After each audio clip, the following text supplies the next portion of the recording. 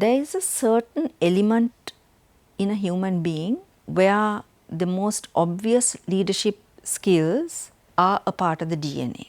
However, if an individual is able to work with a good mentor, that also definitely helps you in learning how to play a leadership role, how to take decisions, how to effectively solve problems, and how to communicate.